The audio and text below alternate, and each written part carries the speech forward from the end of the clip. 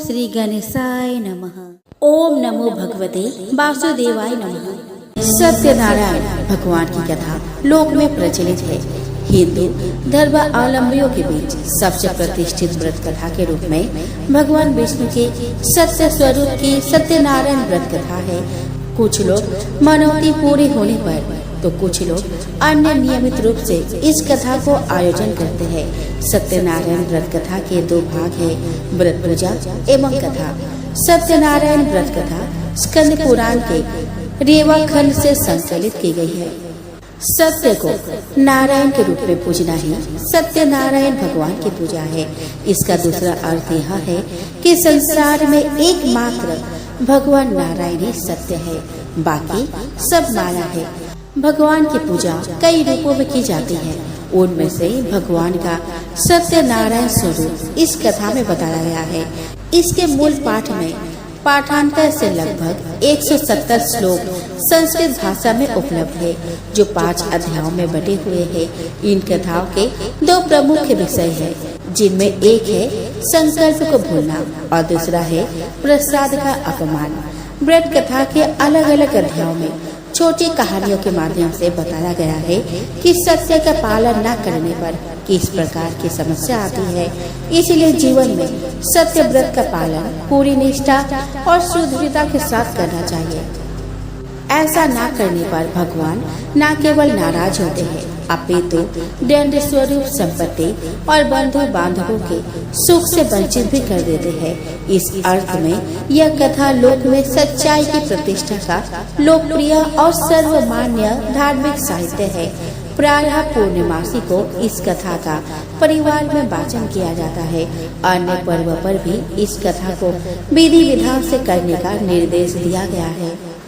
इनकी पूजा में केले के पत्ते व फल के अतिरिक्त पंचामृत, पंचगव्य, सुपारी, पान, तिल, मोली, रोली, कुमकुम, दुर्वा की आवश्यकता होती है, जिनसे भगवान की पूजा होती है। सत्यनारायण की पूजा के लिए दूध, मधु, केला, गंगाजल, तुलसी पत्ता, मेवा मिलाकर पंचामृत बनाया जाता है, जो भगवान को अत्यंत प्रिय है। इन्हें प्रसाद के रूप में फल, मिष्टान्न के अतिरिक्त आटे को भूनकर उसमें चीनी मिलाकर एक प्रसाद बनाया जाता है, जिसे पंजीरी कहा जाता है। उसका भी भोग लगाया जाता है। दोस्तों, सत्यनारायण व्रत कथा पुस्तिका के प्रथम अध्याय में यह बताया गया है कि सत्यनारायण भगवान की पूजा कैसे की जाए। तो चलिए दोस्तों, हम जानते हैं इसके पूजन विधि के बारे में। दोस्तों, जो व्यक्ति सत्यनारायण की पूजा का संकल्प लेते हैं, उन्हें दिन भर व्रत रखना चाहिए। पूजा स्थल को गाय के गोबर से पवित्र करके वहाँ एक अल्पना बनाए और उस पर पूजा की चौकी रखे। इस चौकी के चारों पाए के पास केले का वृक्ष लगाए। इस चौकी पर शालिग्राम या ठाकुर जी या श्री सत्यनारायण की प्रतिमा स्थापित करें। पूजा करते समय सबसे पहले गणपति की पूजा करें, फिर इंद्र आदि 10 दिक्पाल की और क्रमशः 5 लोकपाल, सीता सहित राम, लक्ष्मण की, राधा कृष्ण जी, इनकी पूजा के पश्चात ठाकुर जी और सत्यनारायण की पूजा करें। इसके बाद लक्ष्मी माता और अंत में महादेव और ब्रह्मा जी की पूजा करें। पूजा के बाद सभी देवों की आरती करें और चरणामृत लेकर प्रसाद वितरण करें। तो आइए दोस्तों, अब हम श्रवण करें सत्यनारायण व्रत कथा का पहला अध्याय। श्रीमनि नारायण नारायण नारायण, भजमनि नारायण नारायण नारायण। दोस्तों, एक समय की बात है। नैमिषारण्य तीर्थ में सौन की आदि 88,000 ऋषियों ने श्री सूत जी से पूछा कि हे प्रभु, इस कलि युग में वेद विद्या रहित मनुष्य को प्रभु भक्ति किस प्रकार मिल सकती है तथा उनका उद्धार कैसे होगा। हे मुनि श्रेष्ठ, कोई ऐसा तप बताइए जिससे थोड़े समय में ही पुण्य मिले और मनोवांछित फल भी मिल जाए। इस प्रकार की कथा सुनने की हम इच्छा रखते हैं। सर्व शास्त्रों के ज्ञाता सूत जी बोले, हे वैष्णव में पूज्य, आप सभी ने प्राणियों के हित की बात पूछी है, इसीलिए मैं एक ऐसे श्रेष्ठ व्रत को आप लोगों को बताऊंगा जिसे नारद जी ने लक्ष्मी नारायण जी से पूछा था और लक्ष्मीपति ने मुनि श्रेष्ठ नारद जी से कहा था। आप सब इसे ध्यान से सुनिए। एक समय की बात है, योगीराज नारद जी दूसरों के हित की इच्छा के लिए अनेकों लोकों में घूमते हुए मृत्यु लोक में आ पहुँचे। यहाँ उन्होंने अनेक योनियों में जन्मे प्राय सभी मनुष्य को अपने कर्म द्वारा अनेकों दुखों से पीड़ित देखा। उनका दुख देखकर नारद जी सोचने लगे कि कैसा यत्न किया जाए जिसके करने से निश्चित रूप से मानव के दुखों का अंत हो जाए। इसी विचार पर मनन करते हुए वह विष्णु लोक में गए। वहाँ वह देवों के ईश भगवान नारायण की स्तुति करने लगे, जिनके हाथों में शंख, चक्र, गदा और पद्म थे, गले में वरमाला पहने हुए थे। स्तुति करते हुए नारद जी बोले कि हे भगवान, आप अत्यंत शक्ति से संपन्न हैं। मन तथा वाणी भी आपको नहीं पा सकती। आपका आदि, मध्य तथा अंत नहीं है। निर्गुण स्वरूप सृष्टि के कारण भक्तों के दुखों को दूर करने वाले हैं। आपको मेरा नमस्कार है। नारद जी की स्तुति सुन विष्णु भगवान बोले, हे मुनि श्रेष्ठ, आपके मन में क्या बात है? आप किस काम के लिए पधारे हैं? उसे निसंकोच कहो। इस पर नारद मुनि बोले कि मृत्यु लोक में अनेक योनियों में जन्मे मनुष्य अपने कर्मों के द्वारा अनेकों दुख से दुखी हो रहे हैं। हे नाथ, आप मुझ पर दया रखते हैं तो बताइए कि वह मनुष्य थोड़े प्रयास से ही अपने दुखों से कैसे छुटकारा पा सकते हैं। श्री हरि बोले कि हे नारद, मनुष्य की भलाई के लिए तुमने बहुत अच्छी बात पूछी है, जिसके करने से मनुष्य मोह से छूट जाता है। वह बात मैं कहता हूँ, उसे सुनो। स्वर्ग लोक और मृत्यु लोक दोनों में एक दुर्लभ उत्तम व्रत है जो पुण्य देने वाला है। आज प्रेम बस होकर मैं उसे तुमसे कहता हूँ। श्री सत्यनारायण भगवान का यह व्रत अच्छी तरह विधान पूर्वक करके मनुष्य तुरंत ही यह सुख भोग कर मरने पर मोक्ष पाता है। श्री हरि के वचन सुन नारद जी बोले कि उस व्रत का फल क्या है और उसका विधान क्या है। यह व्रत किसने किया था? इस व्रत को किस दिन करना चाहिए? सभी कुछ विस्तार से बताए। नारद की बात सुनकर श्री हरि बोले कि दूत वह शोक को दूर करने वाला यह व्रत सभी स्थानों पर विजय दिलाने वाला है। मानव को भक्ति व श्रद्धा के साथ शाम को श्री सत्यनारायण की पूजा धर्म परायण होकर ब्राह्मणों व बंधुओं के साथ करनी चाहिए। भक्ति भाव से ही नैवेद्य, केले का फल, घी, दूध और गेहूं का आटा सवाया ले। गेहूं के स्थान पर साठी का आटा, शक्कर तथा गुड़ लेकर वह सभी भक्षण योग्य पदार्थों को मिलाकर भगवान का भोग लगाए। ब्राह्मणों सहित बंधु बांधवों को भी भोजन कराए। उसके बाद स्वयं भोजन करे। भजन कीर्तन के साथ भगवान की भक्ति में लीन हो जाए। इस तरह से सत्यनारायण भगवान का यह व्रत करने पर मनुष्य की सारी इच्छाएं निश्चित रूप से पूरी होती है। इस कली काल अर्थात कली युग में मृत्यु लोक में मोक्ष का यही एक सरल उपाय बताया गया है। इति श्री सत्यनारायण व्रत कथा का पहला अध्याय संपूर्ण होता है। श्रीमनि नारायण नारायण नारायण भजमनि नारायण नारायण नारायण। तो प्रेम से बोलो श्री सत्यनारायण भगवान की जय हो।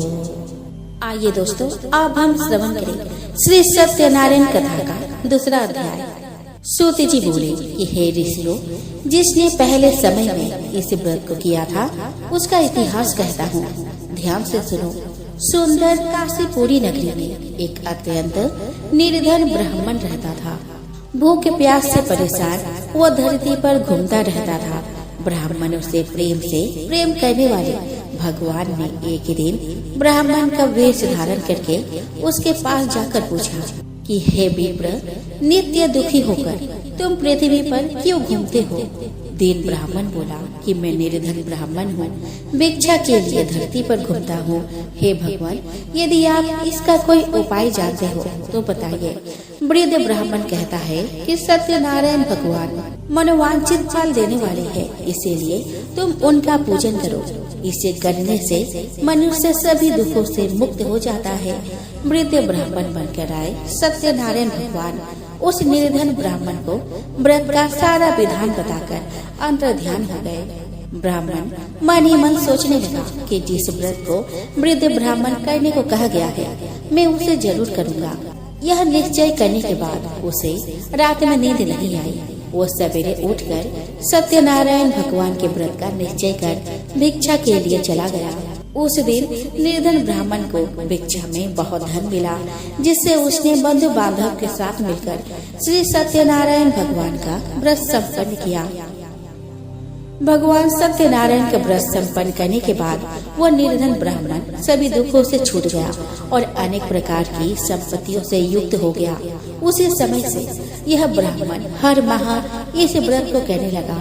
इस तरह से सत्यनारायण भगवान के व्रत को जो मनुष्य करेगा वह सभी प्रकार के पापों से छूटकर मोक्ष को प्राप्त होगा। जो मनुष्य इस व्रत को करेगा वह भी सभी दुखों से मुक्त हो जाएगा। सूत जी बोले कि इस तरह से नारद जी से नारायण जी का कहा हुआ श्री सत्यनारायण व्रत को मैंने तुमसे कहा। हे विप्रो, मैं अब और क्या कहूँ? ऋषि बोले कि हे मुनिवर, संसार में उस विप्र से सुनकर और किस किस ने इस व्रत को किया, हम सब इस बात को सुनना चाहते हैं। इसके लिए हमारे मन में श्रद्धा का भाव है। सूत जी बोले कि हे मुनियों, जिस जिसने इस व्रत को किया है वह सब सुनो। एक समय वही विप्र धन व ऐश्वर्य के अनुसार अपने बंधु बांधव के साथ इस व्रत को करने को तैयार हुआ। उसी समय एक लकड़ी बेचने वाला बूढ़ा आदमी आया और लकड़ियाँ बाहर रखकर अंदर ब्राह्मण के घर में गया। प्यास से दुखी वह लकड़हारा उनको व्रत करते देखकर विप्र को नमस्कार कर यह पूछने लगा कि आप यह क्या कर रहे हैं तथा इसे करने से क्या फल मिलेगा, कृपया मुझे भी बताएं। ब्राह्मण ने कहा कि सब मनोकामना को पूरा करने वाला यह सत्यनारायण भगवान का व्रत है। इनकी कृपा से ही मेरे घर में धन धान्य आदि की वृद्धि हुई है। विप्र से सत्यनारायण व्रत के बारे में जानकारी लकड़हारा बहुत प्रसन्न हुआ। चरणामृत लेकर वह प्रसाद खाने के बाद वह अपने घर गया।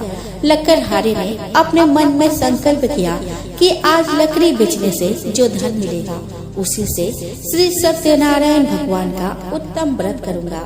मन में इस विचार को ले बूढ़ा आदमी सिर पर लकड़ियां रख उस नगर में बेचने गया जहाँ धनी लोग ज्यादा रहते थे। उस नगर में उसे अपने लकड़ियों का दाम पहले से 4 गुना अधिक मिलता है। बूढ़ा प्रसन्नता के साथ दाम लेकर केले, शक्कर, घी, दूध, दही और गेहूं का आटा ले और सत्यनारायण भगवान के व्रत की अन्य सामग्रियां लेकर अपने घर गया। वहां उसने अपने बंधु बांधवों को बुलाकर विधि विधान से सत्यनारायण भगवान का पूजन और व्रत किया। इस व्रत के प्रभाव से वह बूढ़ा लकड़हारा धन पुत्र आदि से युक्त होकर संसार के समस्त सुख भोगकर अंत में बैकुंठ धाम को चला गया।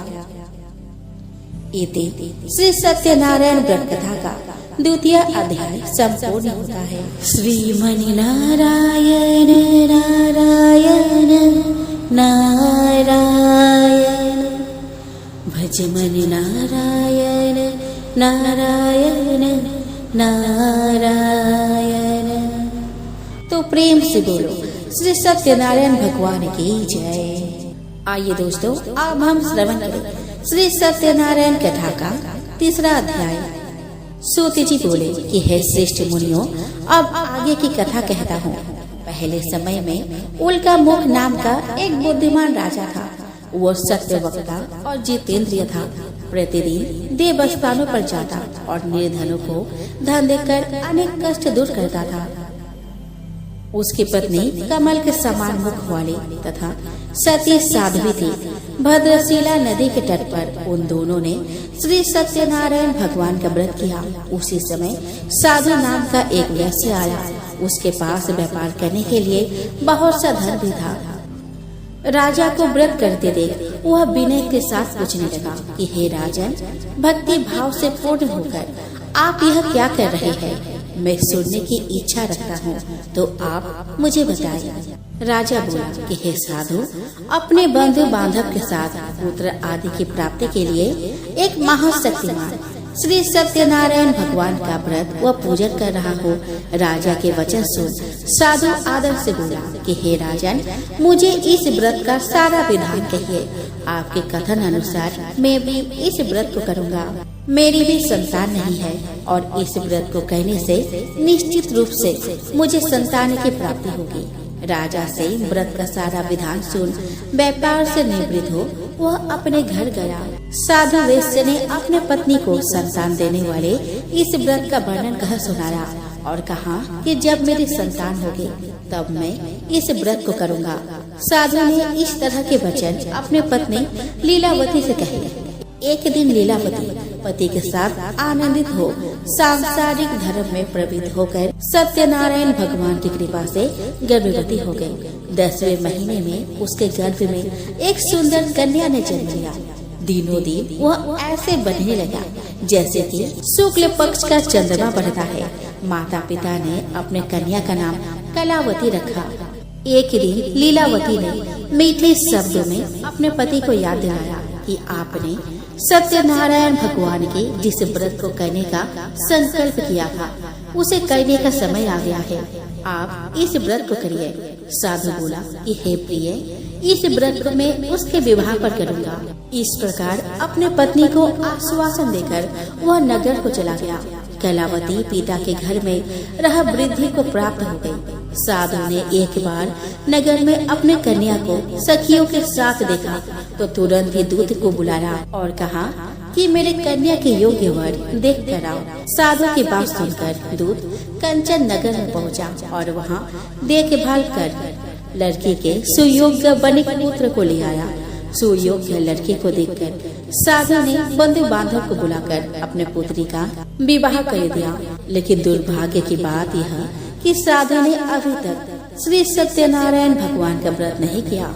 इस पर श्री भगवान क्रोधित हो गए और श्राप दिया कि साधु को अत्यधिक दुख मिले। अपने कार्य में कुशल साधु बनिया जमाई को लेकर समुद्र के पास स्थित रत्नासालपुर नगर में गया। वहां जाकर दामाद ससुर दोनों मिलकर चंद्रकेतु राजा के नगर में व्यापार करने लगे। एक दिन भगवान सत्यनारायण की माया से एक चोर राजा का धन चुराकर भाग रहा था। उसने राजा के सिपाहियों को अपना पीछा करते देख चुराया हुआ धन वहां रख दिया जहां साधु अपने जमाई के साथ ठहरा हुआ था। राजा के सिपाहियों ने साधु वैश्य के पास राजा का धन पड़ा देखा तो वह ससुर जमाई दोनों को बांधकर प्रसन्नता से राजा के पास ले गए और कहा कि उन दोनों चोरों को हम पकड़ लाए हैं, आप आगे की कार्यवाही की आज्ञा दें। राजा की आज्ञा से उन दोनों को कठिन कारावास में डाल दिया गया और उनका सारा धन भी छीन लिया गया। श्री सत्यनारायण भगवान के श्राप से साधु की पत्नी भी बहुत दुखी हुई। घर में जो धन रखा था उसे चोर चुरा ले गए। शारीरिक तथा मानसिक पीड़ा, वह भूख प्यास से अति दुखी हो कलावती एक ब्राह्मण के घर गई। वहां उसने श्री सत्यनारायण भगवान का व्रत होते देखा। फिर कथा भी सुनी। वह प्रसाद ग्रहण कर वह रात को घर वापस आई। माता ने कलावती से पूछा कि हे पुत्री, अब तक तुम कहाँ थी? तेरे मन में क्या है? कलावती ने अपने माता से कहा कि हे माता, मैंने एक ब्राह्मण के घर में श्री सत्यनारायण भगवान का व्रत देखा है। कन्या के वचन सुन लीलावती भगवान की पूजन की तैयारी करने लगी। लीलावती ने परिवार और बंधुओं सहित सत्यनारायण भगवान का पूजन किया और उनसे वर मांगा कि मेरे पति तथा जमाई शीघ्र घर आ जाए। साथ ही यह भी प्रार्थना की कि हम सबका अपराध क्षमा करें। श्री सत्यनारायण भगवान इस व्रत से संतुष्ट हो गए और राजा चंद्रकेतु को सपने में दर्शन दिया और कहा कि हे राजन, तुम उन दोनों वेश्यों को छोड़ दो और तुमने उनका जो धन लिया है उसे वापस कर दो। अगर ऐसा नहीं किया तो मैं तुम्हारा धन, राज्य व संतान सभी को नष्ट कर दूंगा। राजा को यह सब कहकर वो अंतर्ध्यान हो गए। प्रातः काल सभा में राजा ने अपना सपना सुनाया। फिर बोले कि बनिक पुत्रों को कैद से मुक्त कर सभा में ले आओ। दोनों ने आते ही राजा को प्रणाम किया। राजा मीठी वाणी में बोला कि हे महानुभावों, भाग्यवश ऐसा कठिन दुख तुम्हें प्राप्त हुआ है, लेकिन अब तुम्हें कोई भय नहीं है। ऐसा कहा राजा ने उन दोनों को नए वस्त्र आभूषण भी पहनाए और जितना धन उनका लिया था उससे 2 गुना धन वापस कर दिया। दोनों वैश्य अपने घर को चल दिए। इति श्री सत्यनारायण व्रत कथा का 3रा अध्याय संपूर्ण होता है। श्रीमनि नारायण नारायण नारायण, भज मन नारायण नारायण नारायण। तो बोलो श्री सत्यनारायण भगवान की जय हो। आइए दोस्तों, अब हम श्रवण करें श्री सत्यनारायण व्रत कथा का 14 अध्याय। सोते जी बोले कि वैश्य ने मंगलाचार कर अपनी यात्रा आरंभ की और अपने नगर की ओर चल दिए। उनके थोड़ी दूर जाने पर एक दंडी वेशधारी श्री सत्यनारायण ने उनसे पूछा कि हे साधु, तेरे नाव में क्या है? अभिमानी वणिक हंसता हुआ बोला कि हे दंडी, आप क्यों पूछते हो? क्या धन लेने की इच्छा है? मेरी नाव में तो बेल व पत्ते भरे हुए हैं। वैश्य के कठोर वचन सुन भगवान बोले कि तुम्हारा वचन सत्य हो। दंडी ऐसा वचन कहा वहाँ से दूर चले गए। कुछ दूर जाकर समुद्र के किनारे बैठ गए। दंडी के जाने के बाद साधु वैश्य ने नित्य क्रिया के पश्चात नाव को ऊंचे उठते देखकर अचंभा माना और नाव में बेलपत्ते आदि देखकर मूर्छित हो जमीन पर गिर पड़ा। मूर्छा खोलने पर वह अत्यंत शोक में डूब गया तथा उसका दामाद बोला कि आप शोक न मनाएं, यह दंडी का श्राप है, इसीलिए हमें उनकी शरण में जाना चाहिए, तभी हमारी मनोकामना पूरी होगी। दामाद की बात सुनकर वह दंडी के पास पहुंचा और अत्यंत भक्ति भाव से नमस्कार कर उनसे बोला कि मैंने आपसे जो जो असत्य वचन कहे थे उनके लिए मुझे क्षमा कर दे। ऐसा कहकर वह महान शोकातुर होकर रोने लगा। तब दंडी भगवान बोले कि हे बनिक पुत्र, मेरी आज्ञा से बार बार तुम्हें दुख प्राप्त हुआ है, तो मेरी पूजा से विमुख हुआ। साधु बोला कि हे भगवान, आपकी माया से ब्रह्मा आदि देवता भी आपके रूप को नहीं जानते, तब मैं अज्ञानी कैसे जान सकता हूँ? आप प्रसन्न हुए, अब मैं सामर्थ्य के अनुसार आपका पूजा करूँगा। मेरी रक्षा करो और पहले के समान नौका में भर दो। साधु वैश्य के भक्ति पूर्वक वचन सुनकर भगवान प्रसन्न हो गए और उसकी इच्छा अनुसार वरदान देकर अंतर्ध्यान हो गए। ससुर जमाई जब नाव पर आए तो नाव धन से भरी हुई थी। फिर वही अपने अन्य साथियों के साथ सत्यनारायण भगवान के पूजन कर अपने नगर को चल दिए। जब नगर के नजदीक पहुँचे तो दूत को घर पर खबर करने के लिए भेज दिया। दूत साधु की पत्नी को प्रणाम कर कहता है कि मालिक अपने दामाद सहित नगर के निकट आ गए हैं। दूत की बात सुनकर साधु की पत्नी लीलावती ने बड़े हर्ष के साथ सत्यनारायण भगवान का पूजन कर अपने पुत्री कलावती से कहा कि मैं अपने पति के दर्शन को जाती हूँ, तो कार्य पूर्ण कर शीघ्र आ जा। माता के ऐसे वचन सुनकर कलावती जल्दी में प्रसाद छोड़कर अपने पति के पास पहुँच गयी। प्रसाद की अवज्ञा के कारण श्री सत्यनारायण भगवान रुष्ट हो गए और नाव सहित उसके पति को पानी में डुबा दिया। कलावती अपने पति को वह ना पाकर रोती हुई जमीन पर गिर गई। नौका को डूबा हुआ देखकर वो कन्या को रोता देखकर साधु दुखी होकर बोला कि हे प्रभु, मुझसे तथा मेरे परिवार से जो भूल हुई है उसे क्षमा करें। साधु के दीन वचन सुनकर श्री सत्यनारायण भगवान प्रसन्न हो गए और आकाशवाणी हुई कि हे साधु, तेरी कन्या मेरे प्रसाद को छोड़कर आई है, इसलिए उसका पति अदृश्य हो गया है। यदि वह घर जाकर प्रसाद खाकर लौटती है तो इससे उसका पति अवश्य वापस आ जाएगा। ऐसी आकाशवाणी सुन कलावती घर पहुंचकर प्रसाद खाती है और फिर आकर अपने पति के दर्शन करती है। उसके बाद साधु अपने बंधु बांधव सहित श्री सत्यनारायण भगवान का विधि विधान से पूजन करता है। इस लोक का सुख भोग वह अंत में स्वर्ग हो जाता है। इति श्री सत्यनारायण व्रत कथा का चौथा अध्याय संपूर्ण होता है। श्रीमनि नारायण नारायण नारायण भजमनि नारायण नारायण नारायण। तो प्रेम से बोलो श्री सत्यनारायण भगवान की जय हो। आइए दोस्तों, अब हम श्रवण करें श्री सत्यनारायण व्रत कथा का 5वां अध्याय। सूत जी बोले कि हे ऋषियों, मैं और भी एक कथा सुनाता हूँ, उसे भी ध्यान पूर्वक सुनो। प्रजा पालन में लीन तुंगध्वज नाम का एक राजा था। उसने भी भगवान का प्रसाद त्याग कर बहुत ही दुख सहन किया। एक बार वन में जाकर वन्य पशुओं को मारकर वह बर के पेड़ के नीचे आया। वहाँ उसने ग्वालों को भक्ति भाव से अपने बंधुओं सहित सत्यनारायण भगवान का पूजा करते देखा। अभिमानवश राजा ने उन्हें देखकर भी पूजा स्थान में नहीं गया और न ही उसने भगवान को नमस्कार किया। ग्वालों ने राजा को प्रसाद दिया, लेकिन उसने वह प्रसाद नहीं खाया और प्रसाद को वही छोड़ वह अपने नगर को चला गया।